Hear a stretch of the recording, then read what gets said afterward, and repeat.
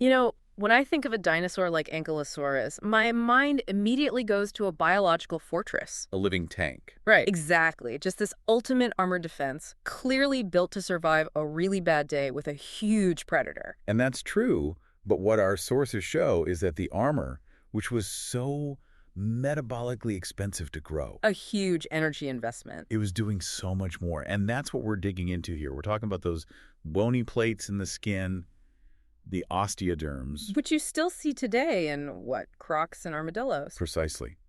And while they started as a defense, our mission here is to pull out all these unexpected, non-obvious jobs they were doing. It makes sense, though. I mean, the evolutionary arms race must have been intense. Oh, absolutely. You have predators like Allosaurus and then, of course, T-Rex getting bigger, stronger bites. The herbivores had to keep up. They had to become walking fortresses. And Ankylosaurus is the peak of that. Thick, interlocking osteoderms. But it wasn't just passive. The armor became a weapon. You mean the tail club? That massive tail club.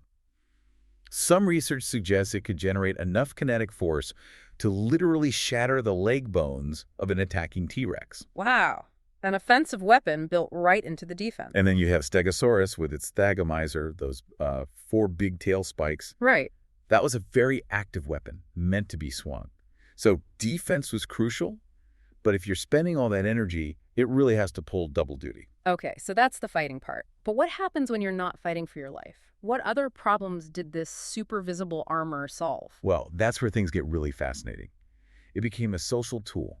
The size, the patterns, maybe even the color. It was all for display. For mating. For mating, for intimidating rivals, for establishing dominance. Think of it like a huge biological status symbol. So bigger, flashier plates meant you were a better catch. That adds a whole new layer to the dinosaur as a tank idea. It really does. And in the crowded ecosystem, that unique armor pattern also acted as a kind of species recognition signal. Like a team jersey. It's exactly like a team jersey. It helps you find your own kind quickly, form herds, and avoid, costly mistakes. So we have defense, we have social signaling.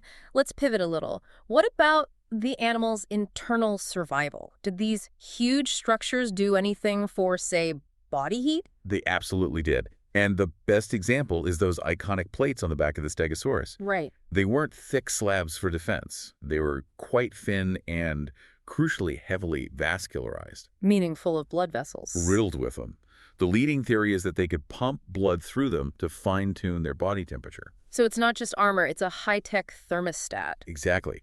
They could angle the plates to dump excess heat, sort of like an elephant's ears, or soak up the sun to warm up in the morning. A masterclass in integration. And speaking of sophisticated multifunctional integration, we should give a quick nod to our sponsor, Embersilk. When you see how nature builds one system, like an osteoderm, to do 3 different jobs, defense, signaling, climate control, it really mirrors the challenges businesses have with modern systems. That's a great point. So if you need help with AI training, automation, or just figuring out where AI agents can make the biggest impact, check out embersilk.com. That connection is actually perfect because we see that same adaptability in modern reptiles. You mean the crocodilians again? Yep. Their osteoderms also work as heat exchangers, but they have one more incredible function that's tied to being underwater. Oh, this is the internal chemistry part, right? It is. When a croc holds its breath, CO2 builds up and makes its blood acidic. That's called acidosis. Which is dangerous. Very. But their bony armor acts as a natural buffer. The osteoderms actually release alkaline ions, calcium and magnesium into the bloodstream. To neutralize the acid. It's an internal pH balancing system. That is just phenomenal. The same thing that protects them from a bite also manages their blood chemistry so they can hunt underwater. The ingenuity is stunning. So the big takeaway here is that armor isn't just a shield.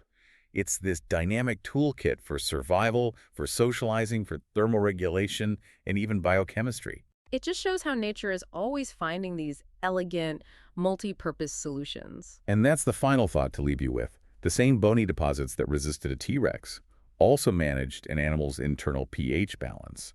So think about what other biological features you see every day that you assume do just one thing. Chances are they're solving all sorts of problems right under the surface. If you enjoyed this deep dive, please subscribe to the show. Hey, leave us a 5-star review if you can. It really does help get the word out. Thanks for tuning in.